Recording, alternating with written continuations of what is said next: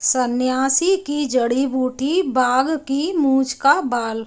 बहुत समय पहले की बात है। एक वृद्ध सन्यासी हिमालय की पहाड़ियों में कहीं रहता था।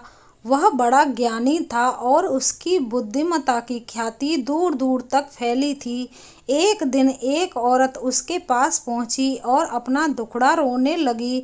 बाबा, मेरा पति मुझसे बहुत प्रेम करता था, लेकिन वह जब से युद्ध से लौटा है ठीक से बात तक नहीं करता।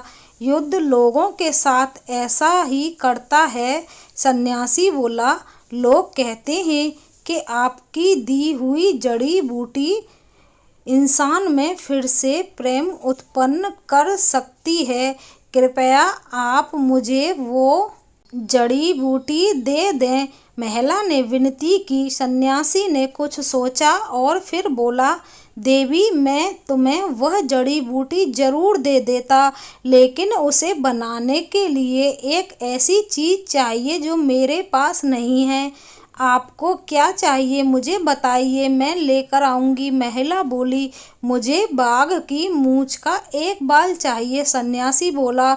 अगले ही दिन महिला बाघ की तलाश में जंगल में निकल पड़ी। बहुत खोजने के बाद उसे नदी के किनारे एक बाघ दिखा। बाघ उसे देखते ही दहाड़ा। महिला सहम गई और तेजी से वापस चली गई। अगले कुछ दिनों तक यही हुआ। महिला हिम्मत करके उस बाघ के पास पहुंची और डर कर वापस चली जाती। महीना बीतते बीतते बाघ को महिला की मौजूदगी की आदत पड़ गई और अब वह उसे देखकर सामान्य ही रहता।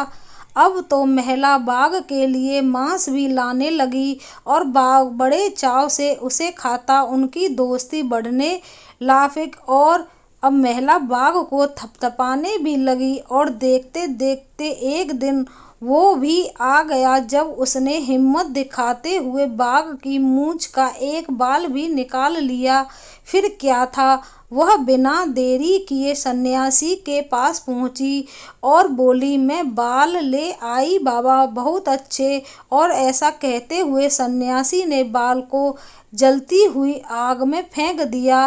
अरे ये क्या बाबा, आप नहीं जानते इस बाल को लाने के लिए मैंने कितने प्रयत्न किए और आपने इसे जला दिया। अब मेरी जड़ी बूटी कैसे बनेगी? महिला घबराते हुए बोली, अब तुम्हें किसी जड़ी बूटी की जरूरत नहीं है। सन्यासी बोला, जरा सोचो, तुमने बाघ को किस तरह अपने वश में किया।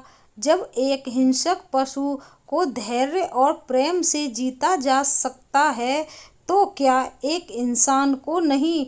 जाओ, जिस तरह तुमने बाघ को अपना मित्र बना लिया उसी तरह अपने पति के अंदर प्रेम भाव जागृत करो।